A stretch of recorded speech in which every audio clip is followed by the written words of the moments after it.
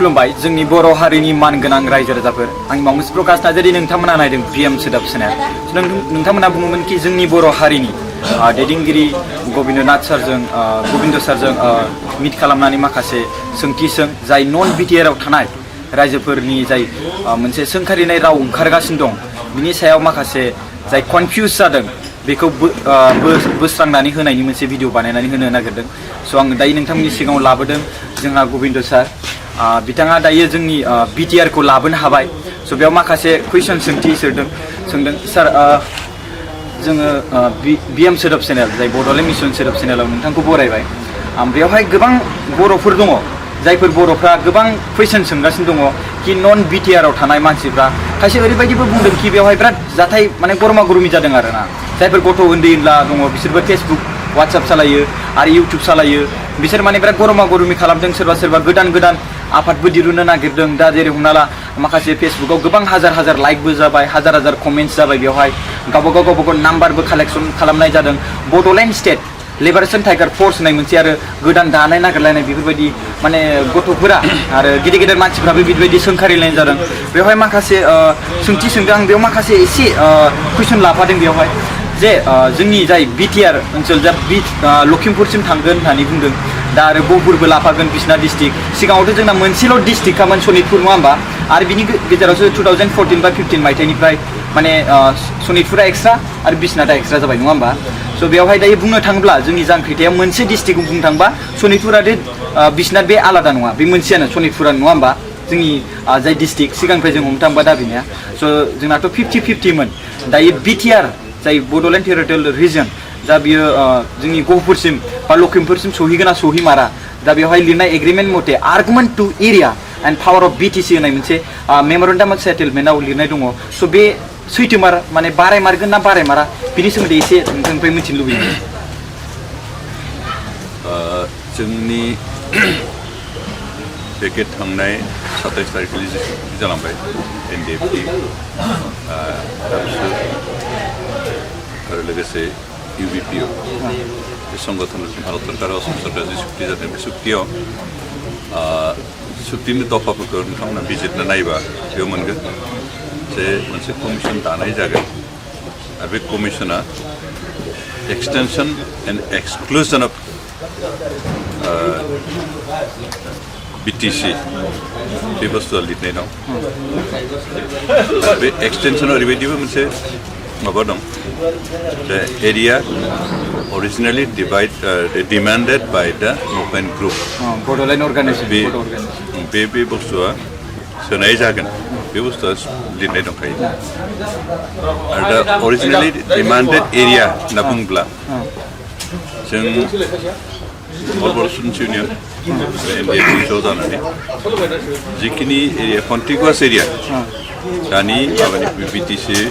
सानजासिमा जोबथानाय कन्टिगुवास area जेसेबां दं बे tribal villages and tribal areas होननानै बुंदों बे गासैखौबो इनक्लुजन खालामनो थाखाय स्टाडि खालामनाय जागोन आरो बे कमिटिया रिपर्ट खालामनानै बेखौ स्टाडि खालामनानै आच्छा ओमफ्राय सार बेखौ रिपर्ट होनाय जागोन आच्छा ओमफ्राय बे इनक्लुड जाय खालामगोन एरिया दाजाब दानख' जाय जागोन बिनि गेजेराव बे बेसेबां समसिम थांगोन ओमफ्राय बेसेबां समनि गेजेराव within 6 months within 6 monthआव जागोन आरोना within 6 monthsआव बिसोर रिपर्टखौ होनांगौ रिपर्ट होयोब्ला स्टेट गभर्नमेन्ट आरो सेन्ट्रेल गभर्नमेन्टआ बेखौ डिसिसन लागोन आच्छा ओमफ्राय बे within 6 monthनि गेजेराव इफ गभर्नमेन्टआ जुदि रिजाल्टखौ जों लुबैनाय बायदि होआब्ला बर' रायजो बा जाय जोंनि बाथ्रा गैया होयैनि बाथ्रा गैया बे होआब्ला बे कुइसनानो गाज्रि आच्छा माने खोथाखौ खामानिखौ मावनो होग्रो मावनो होनायनि सिगाङावनो जे दावदैयाव दं दावदै अबस्थायाव दं बेयो जो जागोन जोला जागोन होननायनि बे मोनसे बिदि थाया गथ'खौ अन्तत जन्म जाग्रोनो हो बिनिफ्राय जोलाना जो बेखौ मागो जे खामानि स्टार्टआनो जायाखै सिगाङावनो दाउट बेथ' जुक्तिपुर्ण नङा बे एक्सेप्टेबल नङा दा कमिसन दागोन होनना बुंदों अरिजिनेल डिमान्डेड एरिया होननानैबो बुंदों आरो अरिजिनेलि डिमान्डेड एरिया हिसाबै मेप होबाय गामिनि लिस्ट होबाय आरो स्टेट गभर्नमेन्टजों सेन्ट्रेल गभर्नमेन्टआथ' बाउन्डारि दानख'नाय माबानाय दाजाबनायाव जा बिसोरहा जेबो बुंनांगौ गैया जिखिनि माबादों स्टेट गभर्नमेन्टनिसो जागोन एरिया आरो स्टेट गभर्नमेन्टनि जिखिनि दा लिडारशिप दं बिसोरो इन प्रिन्सिपल उइ एग्रिड आतसा बे बाथ्राखौ स्पष्टयै बुंखादों बेयाव दाउट खालामनो गोनां जेबो बाथ्रायानो गैया आतसा ओमफ्राय बेयावहाय बिनि गेजेरावहाय जोंहा सनितपुर डिस्ट्रिक्ट आरो बिश्वनाथ डिस्ट्रिक्टखौ बोखावगोन नालाय स' बेवहाय -3 गोदान मोनसे स्टेट डिस्ट्रिक्ट ओंखारगोन डिस्ट्रिक्टनिफ्राय बे डिस्ट्रिक्टआ जों ओरैनो प्रप'जाल होदोंमोन सिगाङाव खिन्थु बे हयथ' मोननै डिस्ट्रिक्ट जागोन जाया बे उनाव जाहैगोन आतसा बेखौ दानो मोननै डिस्ट्रिक्ट जागोन बा माबा जाहैगोन साब डिभिजन जागोन हेडक्वार्टार जागोन बेफोरखौ दा एसामसो खालामनायनि खुनु लाब गैया आतसा बे प्रयोजन गैया जेतिया जागोन जानाया जेतिया इमप्लिमेन्ट जागोन अन्तत इमप्लिमेन्ट जानायसिमहालागै नेना धैर्य हमनानै ने दा इमप्लिमेन्ट जायालासेनो सिगाङावनो दावराव दावसि खालामबाय सोरबा बिएल माबा गोदान लिबारेसन टाइगार्स दानो हो खैदिन टिकेगोन जोंबो नायगोन इसेबां इजि नङा आन्दलन खालामनाय सोरबा इमसनाव फैनो हागौ खिन्थु सानसे साननि उनाव गाबोन सारेन्डार खालामगोन मा लाब जानो बेनिखायनो एसे धैर्य हमनानै मा खालाम ने रायजो राजाफ्रा एसे दैज' हमबानो जाबाय सारा बुंदों कि माने उइदिन 6 मान्थनि गेजेराव रिजाल्टआ माखासे पजिटिभ ओंखारगोन स' बेवहाय आरो मोनसे सोंदों आरो जोंनि जाय मोनसे प्रप'जेलाव मोनसे बानासुर राजा लामा होनना बुंदों जाय बिटिआरआव गोग्लैयो बिथांमोना जेनेबा हमना ला हलंगिसिम थांगोन होनदों माजबाद टु हलंगि स' बेखौ उइदिन 6 मान्थनि जाय बे रिजाल्ट बेखौ नेयालासिनो बिनि सिगाङावनो मावनाय जागोन ना बिनि उनावहाय मावनाय जाया बे दान जाया ना कारण मोनसे माबाया जेनेबा राजा लामा बानायगोन होननानै सिन्थासो खालामदों सिन्था खालामबा बेखौ सार्भे खालामनांगोन सार्भे खालामनानै एस्टिमेट खालामनांगोन एस्टिमेट खालामखांनानै टेन्डार खालामनांगोन बेथ' नों सानसे साननैनि खामानि नङा आरो नों आनलेस बे बाउन्डारि डिसिसन जाया बेथ' जानाय नङा बाउन्डारि डिसिसन जाग्रोगोन बिनि उनावसो सार्भे खालामगोन सार्भे खालामनानैसो एस्टिमेट खालामगोन बे दा सानसे साननै गाबोन समफोरनि जानाय बाथ्रा नङा हयथ' बेखिनि जानो खमावनो नैबे बाउन्डारिया कमप्लिट जाग्रोनांगोन बाउन्डारि कमप्लिट जाखांनायनि उनावसो बे बुस्थुआ फैगोन सार मोनसे बाथ्रा कि जोंनि जा बिटिआर बेखौ जोंहा थांनाय निउसाव जोंहा हाग्रामा सारा बुंदों कि बिटिआर मोननाय माने पावार मोननाय आरो पावार मोननाय लोगो लोगोनो जे स्टेट जाखाबाय बेखौ रावबो हमथानो हाला मोनसे बे राव बाहायदों अब्ला जोंनि बे बिटिआरआ इनार लाइनाव जागोन ना माने गोग्लैगोन इनार लाइन क्रिएट खालामजागोन सोरजिजागोन इनार लाइन पारमिट खालामनाया इनार लाइना बे गभर्नमेन्टआ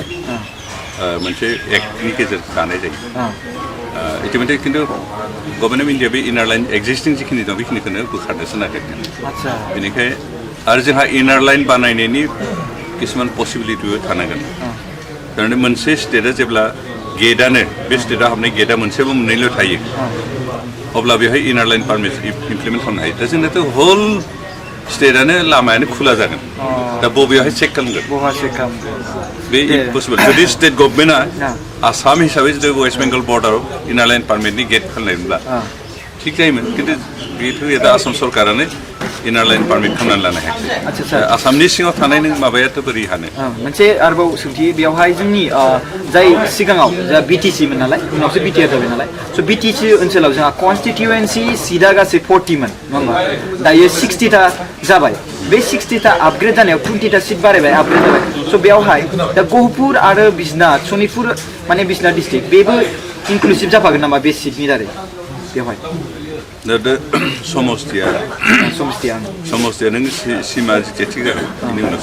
आच्छा होमबा नैबे दा मार्चआव जा मोनसे इलेक्सन जानो थांगासिनो दङ नङा होमबा दा बेखौ फावसायसिगोन ना उनावहाय बे उइदिन 6 मान्थनि उनाव जासिगोन ना बेनि सिगां जागोन बे इलेक्सन कमिसना इतिमধ্যে इलेक्सननि बिटिसि एलेकाखौ लानानै इलेक्सननि प्रिपेरेसना इतिमধ্যে फाइनाल जाबाय माला जागोन बे बेनिखायनो ना बे एक्जेक्ट टाइमलि जागोन जिहेतु लास्ट मार्चआवनो जागोन मार्चआव जाया खोनासंग्रो मोजाङै थांनाय बोसोराव थांनाय बारनि जितु इलेक्सन बे जादोंमोन एप्रिलाव दा एप्रिलाव जोबहैगोन टार्मसा बेनिखायनो दा इलेक्सन डिक्लेयार खालामगोन हयथ' फेब्रुवारिनि 15 बा लास्ट उइकआव जानो हागौ बे इलेक्सना एप्रिलाव जाहैगोन आरो बे समस्तिखौ दा एक्जिस्टिं जिखिनि समस्ति दं बेयावनो इलेक्सन खालामगोन 40 कनस्टिटिउन्सि बेयावनो इलेक्सना जागोन आरो बाकिखौ जेथिया फाइनाल बाउन्डारि साउन्डारि खालामो बे बाउन्डारिखिनिखौ पुरा फाइनाल खालामो बेनि उनावसो 60 माने 54 सिटखौ रिअर्गानाइज खालामनाय जागोन आरो बेखौ खालामगोन नैबे कमिटियानो जि कमिटिखौ बाउन्डारि थिग खालामनो थाखाय दानाय जादों बे एखे कमिटियानो बाउन्डारिबो थिग खालामगोन डिलिमिटेसन कमिटि कनस्टिटिउसन डिलिमिटेसन खामानिखौ मावगोन लोगोसे डिस्ट्रिक्ट रिअर्गानाइजेसनखौ बिथांमोनानो मावगोन आरो बेनिखायनो बे डिस्ट्रिक्ट रिअर्गानाइजेसन आरो डिलिमिटेसन बे रिपर्टआ दानो जाथारनाय ना बे बाउन्डारि जितिया फाइनालिस्ट जाहैगोन अब्लासो जाहैगोन बेनिखायनो बे समहालागै एसे नेथानांगोन रायजोफ्रा नांगोन आरोना खिन्थु दानो मोननांगौ माबानांगौ होननाय जोंथ' डिमान्ड खालामदोंमोन खिन्थु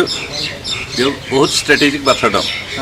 दा बाउन्डारिखौ गहपुरहालागै खालामनोसै होननानै लिरनाय लोगो लोगो गाबोन दावराव दावसि जागोन दिनै सरकारा लुगैयाखै दावराव दावसि आरो दावराव दावसि जायोबा बे इमप्लिमेन्ट कुनुदिन इमप्लिमेन्ट जाहैनाय नङा बेनिखायनो सरकारा बेनिखायनो दावराव दावसि जायाजासिम जाहाथे खामानिखौ मावनो हायो बेनिखायनो बहालागै थांगोन बेखौ इन प्रिन्सिपल एग्रि जादोंबाबो दिनै बे एग्रिमेन्टआ स्पष्ट अमुकहालागै होननानै लिराखै आरो जोंना बेखौ बुजिनांगौ दा बर'फ्रा एसे खर'आ खामानि होबाङाथ' खालि नुथारनांगौ मोनथारनांगौ जाथारनांगौ बेबायदि खालामनो थांबा दावराव दावसि बुलायलायनाय जागोन बे 1983 89नि अबस्था फैगोन गहपुर ओनसोलाव आरो बेबायदि जायोबा कुनुदिन जानाय नङा आरो बेनिखायनो जों जिबायदि सानदों गभर्नमेन्टनि सिन्थाया बिदिना बोरै दावराव दावसि खालामालासिनो गासैबो समस्याफोरखौ समाधान खालामनो हायो बे स्ट्रेटेजिखौ लानानैनो दिनै एग्रिमेन्टआव बेबायदि डाइरेक्ट अमुकहालागै जागोन होननानै लिरालासिनो originally demanded by the movement group बा माबा मा होनगोन आन्दलनकारिफोरजों जिखिनि मा खालामदों अर्गानाइजेसनफ्रा बेखिनिखौ कनसिडार खालामनाय जागोन होननानै लिरनाय आरो जों जिखिनि डिमान्ड खालामदों बेनि लिस्ट आरो एरिया मेपफोरखौथ' जों होखाबायानोसै बेनिखायनो बेनि बिथोराव जाखाबाय अलरेडि साबमिट जाखाबाय बे जाखाबाय 2-3 बोसोरनि सिगां मादों होदों जों एज ए होल माखौनो खिन्थु आरो स्पेसिफिक फाइनाल जानायनि सिगाङावनो फ्राय 6-7 मासनि सिगां जों आरो स्पेसिफिक एरिया स' ओमफ्राय सार बेवहाय दा 7 फेब्रुवारियाव जोंहा prime minister of India Narendra Modi फैगोन नङा होमबा स' बेवहाय बिथाङा फैनानै बेवहाय मा सावरायनो थाखाय फैनो नागिरो सावरायनो थाखाय फैया खिन्थु दा जिखिनि सुक्ति जाबाय बर'फोरनो जिखिनि होबाय बे बुस्थुखौनो सरकारा बेखिनिखौ इच्छा खालामनायखायसो होनाय फैदों बे होनाय जाबाय बे बुस्थुखौ जोंनो प्रसार खालामनो थाखाय आरो बर'फोरनि जि समस्या बेखौ सरकारा बेसेबां सिरियासलि सिन्था खालामनानै बर'फोरखौ अननानै बर'फोरनि प्रति भारत सरकार आरो असम सरकार बर्तमाननि सरकारा जे मोनसे हदभाब दङ बेनिखायनो बे एग्रिमेन्टखौ होदों बे बुस्थुखौ रायजो राजाफोरनो बुंनो फैदों आरो बेथ' स्पेसियेलि जेबो सावराया जास्ट पाब्लिक मिटिं खालामगोन थांगोन सार ओमफ्राय मोनसे जोंहा बर' हारिनि जाय मानसिफ्रा बड'लेण्ड आर्मि जाय एनडिबि बिसोरखौ मोजां मोनग्रा अनग्रा बिसोरनिफ्राय मोनसे बाथ्रा फैदों कि बिथांमोना थांनाय हराव बिराद अखा हाबाय बांखा हाबाय ओमफ्राय माने बिटिआर नामाव अन्थाइ बरफनि अन्थाइजों नाम लिरनानै होदों सार आं नोंथांनो खोन्थानो सानदों ओमफ्राय बेवहाय बुंदों माखासे सुबुंफ्रा कि अखा अन्थाइजों बिटिआर लिरदों बेजों लिरदों होननानै मोनसे माखासे बुंदों कि बे माखासे सुबुंफ्राबो आरो बेखौबो बुंबावदों कि इसोरा मोजां नङा बायदि मोनदों रायजोफोर दिनै बर' जोहोलावफ्रा गावग्रा माने गथायनाय लोगो लोगो जोब अखा बार अन्थाइ जोंथिदों जोंनिथिं फैदों बिदि आरो माखासे रायजोफ्रा बिदि बुंदों कि माने जोंनि रायजो राजाफोरनि साननाय बा बर' रायजोफोर बिमा बिफाफ्रा गाबनाय बिदिबायदि बुंदों आरो माने जे हाथियार गथायनाय बा ओरैबायदि गासिबो सरकारनि आखायाव थांजोब्बाय दिनै जों गासिबो स्ट्रं गैला माने गासिबो आन्दाराव जाजोबसिगोन ओरैबायदि आन्दाराव जाजोबसिगोन जोंनि बर'नि रायजो राजाफ्रा माबा मोनसे बिदि गावजों गाव रायलायलायनाय जागासिनो दं बेफोरबायदि जानो नाङामोन काल्पनिक इमेजिनारि जेबो प्रेक्टिकेल नङा बेसलेस मानसिनि बायदि साननायजों समाज मोनसे जाति मोनसे थांनानै थाया मानसिखौ सालायनोबा जातिखौ सालायनोबा समाजखौ जौगाहोनोबा बेबायदि इमप्रेक्टिकेल इमेजिनारि खोथाजों सालायनो कुनुदिन दैदेननो हाया प्रेक्टिकेल जानांगोन जों आर्मसखौ मानो होदों आर्मस थानाय समाव जोंहा मा खहा जादों दिनै आर्मस लाखिनो गाबोन पुलिस आर्मिजों हेरेसमेन्ट मोनबाय थानो लुगैदों नामा जोंनि जुक्तियाथ' बेसो सिगाङाव जि नांबाय नांनाय समाव जोंनो हाथियार नांगौखाय जों बेखौ बाहायबाय दिनै जों डेम'क्रेटिक प्रसेसआव फैनानै सरकारजों मोनसे सुक्ति खालामखांनायनि उनाव नों आर्मस लानो मा खालामनो ना बाहायनो हायो ना मा खालामनो दा बे आर्मसनि थाखायनो नों सानफ्रोमबो हेरेसमेन्ट खालामजागोन पुलिस रेड खालामगोन बेखौ सहायनो हागोनबा लाबानो जाबाय जायफ्रा गोसो दं जोंहा बुंनांगौ जेबो गैया एनडिपिनि सोद्रोमाफ्रा सोरबा बेक्तिगत हिसाबै आर्मस बाइक लाखोमानानै दोनोबा जोंहा बुंनांगौ जेबो गैया हायोबोला खिन्थु जों एनडिपि हिसाबै एरियायाव सान्थि नागिरदों दिनै दुलाराय बर' फरायसाफोरानो जा बा गुबुन संगठनफ्रानो जा बर' समाजखौ मोनसे आर्मस फ्रि समाज खालामनो नागिरदों बेनिखायनो आर्मसखौ सरकारनो गथायदों खारन जों आर्मस लानानै गावजों गाव गावथारलायनो जानांगौ गाबोन बिशृंखल जागोन बिनि सायाव दायनिगिरि सोर जागोन दिनै जायफ्रा आर्मस लानो नागिरदों बिथांमोना दायनिगिरि जागोन ना जाया आर्मस लानाय समाव इजिनथ' रायजो राजानि खोथाजों सोलिनो हाया अनेक सोंनो हागौ अनेक साननो हागौ खिन्थु पजिटिभ माबा बेखौसो जों गोसो होनानै खामानि मावनो नाजानांगोन रायजो राजानि बे जानला मोनला साननायजों जातिया थांनानै थाया समाजा थांनानै थाया सार ओमफ्राय मोनसे खोथा डिआर नाब्ला जोंहा सार फाउन्डार अफ इन्डिया रन्जन दैमारि सार बिथाङा फाउन्डारा जोंबो बिथां हारसिं नङा दे जिखियानो जाया माने मानसिफ्रा बुंदों आरो कमेन्टआव होदों मानसिया बुंनो हागौब्रा रियेलिटिखौ जायफ्रा मिथियो बिसोर बुंदोंमोन बेनो सैथो ना सैथोआ मा what is truth try to find out sir ओमफ्राय बेवहाय जे माखासे दा जोंनि बे 60टा सिट कनस्टिटिउसनखौ लानानै बेयाव दैदेनगिरिया दा जेनेबा माखासे मानसिफ्रा बुंदों कि रन्जन दैमारिया जेलनिफ्राय गबोनो गवा जेलनिफ्राय गबोआ दा बेयाव एग्रिमेन्टआव माखासे मानसिफ्राथ' गासिबो पाब्लिश जाजोबखाबाय दा माने जेसेबांखिनि सिगाङाव टेररिस्ट बा क्रिमिनेल रेकर्डै माने जोंनि आसाम सरकारा बेखौ मोनसे स्टप माबा मोनसे सिगनिफिकेन्स माने मोनसे साइन होदोंमोन नङा होमबा बेखौ बोखारनायनि मोनसे दंमोन स' बिदि हिसाबै जोंनि रन्जन दैमारिनि जेसेबांखिनि दाय बे बोखारजागोन नामा कर्टआ जायखौ दायनिगिरि होनबाय बे दायखौ खुनुदिन कर्टआ दाय गैया होनना बुङा खिन्थु बेखौ लिगेलि जों जेथिया प्रसेसजों थांगोन गभर्नमेन्टआ कर्टखौ एसे प्रेसार होगोन बिथांनि दाया हयथ' बे इनोसेन्ट आनथ' डिक्लेयार जाखालाय गिल्टि बे कनभिक्टेड मात्र बिथांनि टार्म्स अफ जिथु माबा जेलनि जिथु पिरियड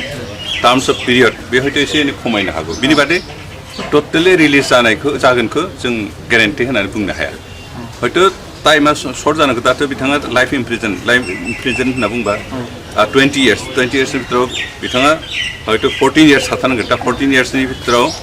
हयथ' किसु रेहाय जानो हागौ इतिमध्य बिथाङा 3 इयार्स थाखांबाय दा 14 इयार्स 3 इयार्स माइनास खालामब्ला माबा जाहैबाय 11 इयार्स आरो हयथ'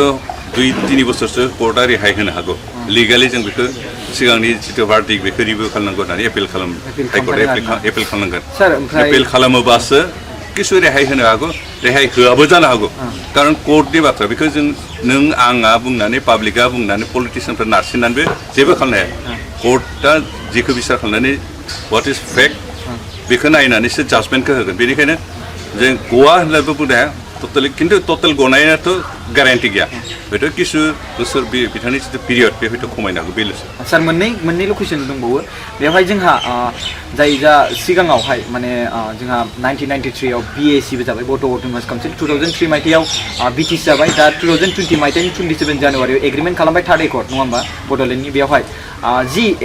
एग्रिमेन्ट जादोंमोन सिगाङावहाय बे आबसुजों जादोंमोन नङा होमबा फार्स्टआव बिनि उनावहाय BLTजों जाहैबाय ओमफ्राय बिनि गेजेराव दायो जोंहा NDPजों जाबाय बेवहाय जोंहा हाग्रामा महिलारि सारा बुंदों कि बेवहाय आबसुफ्रा सरजाबफादों बिसोर बाबाय मुभमेन्टखौ बाबाय बिसोरनि जाय सिमांमोन स्ट्रं सिमांमोन बेफोर बानानै बिसोर दा बे समावनो जाय गभर्नमेन्ट अफ इन्डिया दा लिंहरनाय हिसाबै खावलायनाय हिसाबै दा जोंनि बड'लेण्ड आर्मिफ्रा बेवहाय साइन बा माने जोबथा बे एग्रिमेन्टखौ होनाय जादों ओमफ्राय बेवहाय बिसोरो बेयाव थालजों थाल मिलायफानानै बिथांमोना सान्सआवनो सान माने इन्डिभिजों सरजाबहैबादों साइन होनायाव होननानै रायजो राजाफ्रा बुंदों बेनि हिसाबै एसे हाग्रामा महिलारिया बे सुक्तिखौ जेरै हायो जेरै होबथानो नाजादोंमोन आनखि बे होल प्रसेसखौनो NDPनि 2005 आव सिजफायार खालामनानै जिखिनि बर'फोरनि थाखाय मोनथाय मोननो थाखाय नाजादोंमोन सरकारजों डिसकासन बे गासैखौबो भंग खालामनो नागिरदोंमोन बेनिफ्राय दुलाराय बर' फरायसाफोरा 2010 आव जे सेपारेट स्टेटनि थाखाय मुभमेन्ट खालामफिनसै होननानै डिसिसन लानाय लोगो लोगो जों बिथांमोनजों ज' लोगो जानानै मुभमेन्टखौ खालामनानै डिसकासना जोंहा 2013 स्टार्ट जादों आरो बे डिसकासना लासैनो प्रग्रेस जाबाय थादों खिन्थु गेजेर हाग्रामामोनहा बे डिसकासनखौ टटेलि भंग खालामनो नाजाबोदों दा बिदि नाजायै जेथिया नुबाय जे बिथाङा बोलो होनानै होबथानो हायाखै लास्ट पर्यायहालागै 26 तारिखहालागै बिथाङा बे सुक्तिखौ भंग खालामनो नाजादों दा रायजोफ्रा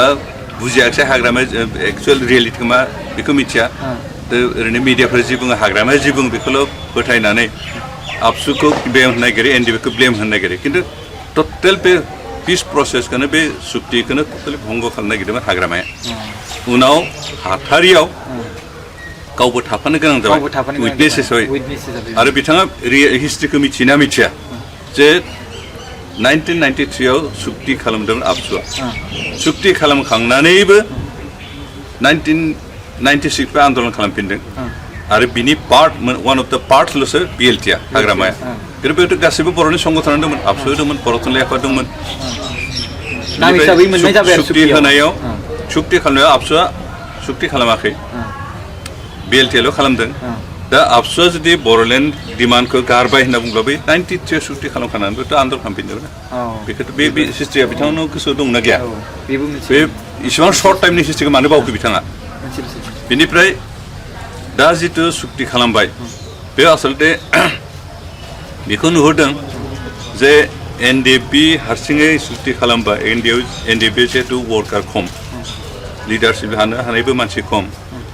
दा बिसोरखौ गावसोरनि कब्जायाव लानानै गावसोरनि गोसो मथे फिदिंनो हागौमोन खिन्थु दुलाराय बर' फरायसा आफादाबो फैदेरबाय बेनिखायनो फिदिंनो हालिया बाहायनो हालिया आरो बेखौसो खर' सादों बिथांनि बुंनायनि जुक्तियानो बेसो जे जिहेतु दुलाराय बर' फरायसा फैफाबाय बेनिखायनो बे गासैबो प्रसेसफोरखौ दा गावनि कन्ट्रलाव लांनो हालिया आबसुनि कब्जानिफ्राय एनडिएफबिखौ बोखांनो हालिया दाबो हयथ' मोनसे मोननै फेक्सनखौ बिथाङा बोखांना लानाय गावनि कन्ट्रल लाखिनो नाजादों ना माबाया बेनो स्पष्ट बुंनो होदों हाग्रामानि खोथाया बेनो गाव हायाखिसै गावनि कब्जायाव लांनो हालिया गावनि गादिनिफ्राय गोग्लैनाय मोनसे पसिबिलिटि फैबाय बेनिखायनो बे गावनि गिनायखौ दोनखोमानो थाखाय दिनै आबसुखौ दाय होनो ओंखारदों दिनै आबसुआ सुक्ति होदों सुक्तियाव माबा सहि होदों जानांगौ सहि होबानो जे जातिनि आलादा रायजोनि जे सिमां आलादा रायजोनि दाबि खालामनाय बेखौ बावगोन बे नङा खारन आबसुआ बर' जातिया जेसेबांदि थांना थागोन बर'नि जेंना राजखान्थि जेंनायानो जा समाजनि जेंनायानो जा गासैनिबो थाखाय बिथांमोना नांबाय थागोन बेनिखायनो बिथांनि खोथाया जुक्ति गैया बिथाङा थारमाने गिनाय फैबाय गादिनिफ्राय गोग्लैजासिगोन जेख्लायजासिगोन बेखौ गिनानैसो बिथाङा जानला मोनला बखिलाबाय थादों सार मोनसे लास्ट आरोना कि जोंनि बर' हारिनि माखासे बे सोमावसारनायाव गोबां रायजो राजाफ्रा बिटिआरनि बाहेरायाव थानाय दङ आउट अफ आसामावबो थानाय रायजो राजाफोर दङ आरो बिनि जेराव बिटिआरनि सिङाव दा जेरै हमना ला लखिमपुर धेमाजि साइडथिंजाय खोलाहाथिं थानाय दं सानजाथिं खना खनला थानाय दं स' बे बिटिआरनि ओनसोलाव जेनेबा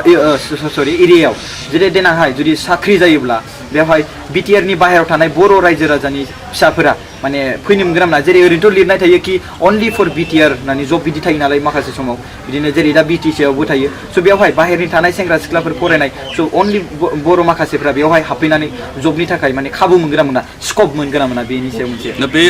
दाथ' हयथ' एग्रिमेन्टखौ फरायबाय नुगोन बेयाव बिटिआर मोनसे एरिया थाबाय बर'लेण्ड हिसाबै बे कर एरिया बर'फोरनि ओमफ्राय बिटिआरनि बाहेरायाव थानाय मोनसे जिखिनि बर'फोर बेखौ लानानै मोनसे बड'लेण्ड वेलफेयार काउन्सिल दा बे काउन्सिलावबो गोबां अफिस टफिस खुलिगोन बेयावबो साख्रि ओंखारगोन आरो दानि बिटिसि बा बिटिआर जागोन बेवहायबो बिदिनो गोबां मा ओंखारगोन दा साख्रि जेरावबो ओंखारगोन आरो साख्रिया आसलते मोनसे कमिउनिटिनि थाखायल' नङा बेयाव गुबुन गुबुन जातिफोरनोबो होनायनि बाथ्रा थायो बेनिखायनो बेयाव मोना बे खोथायाथ' फैया खिन्थु ओरैनो 6 सिडुलनि बेबस्था मथेबा बेयाव बिटिसि ओनसोलाव साख्रि टाख्रि मावनांगौबा बे नन ट्राइबेला मोना ट्राइबेला खिन्थु नन ट्राइबेला बेयाव गोदानै जायफोर बिटिसि सिङाव थाखानाय बे 6 सिडुल एरियायाव थाखानाय बिसोर मोनगोन खिन्थु बाहेरनिफ्राय फैनानै साख्रि मोनफैया आनखि हा हुबो मोनफैया बेनिखायनो ट्राइबेलनि थाखायथ' जेबो रेस्ट्रिकसन थानाङा बर'फ्रा मोनफैगोन हा बायनो बिटिआर ओनसोलाव मोनगोन मानोथो मोना जानो मोनगोन मात्र नन ट्राइबेलासो मोना बे 2003नि सिगाङाव जेफोर हारसाफोर थाखाबाय नन ट्राइबेलफोर बिसोरो बे बिटिआर एरियायाव हा बायनाय हारिनायाव मोनगोन खिन्थु बाहेरनिया नन ट्राइबेला मोननाय ना ट्राइबेला जेबो रेस्ट्रिकसन गैया बेखौ बायनो हाबफैनो हायो अके जोंनि बर' हारिनि मानगोनां रायजो राजाफोर जों दिनै मोगा मोगि लानो हादों जोंहा गबिन्द सारजों स' बेवहाय बाखि जेसेबांखिनि कनफिउज दंमोन नोंथांमोना मोन्थिनो मोनबाय आरो बुजिनो हाबाय स' बेवहाय बिटिआर दा एसेबांखिनि फाइनाल लिस्ट गोलैथ'वाखै बेवहाय सारमोना अलरेडि साबमिट खालामबाय बिटिआरनि मेबै स' बेवहाय माखासे कमिटिफोरा डिसकासन खालामनायनि लामायाव दङ आरो बानायबाय थागोन दा जोंहा 7 फेब्रुवारियाव जाय माने नरेन्द्र मदि सार फैगोन बेवहाय फोसावनो थाखाय फैगोन आरो लोगोसे बेवहाय जोंनि जाय मानसिफोरा दा दावराव खालामदों कि बड'लेण्ड स्टेट लिबारेसन टाइगार फर्स बेफोरबायदि हिसाबै माने माखासे गोदान गोदान आफाद दानो नाजादों बिथांमोननि सिगाङाव सारा बुंखाबाय अलरेडि जुदि बिथांमोना जुदि हाथियार लानानै अराय सम थाबाय थानो हायोब्ला होमबा थाथों आरो बिनि जाय अलरेडि सारा फाइनेल होखाबाय आरो बेवहाय सारमोना बिनि सायाव माखासे जेसेबांखिनि साननांगौ दं बेखौ साननानै सारमोना अलरेडि साबमिट खालामबाय स' रायजो राजाफोर बेखौनो आं बुंनानै साराबो दा माखासे मिटिङाव फैदों नालाय स' बेवहाय बिजि स' बिनि थाखायनो बे एसे समनि थाखाय सार थेंक इउ स' माच खुलुमनाय थाबाय सारनिसिम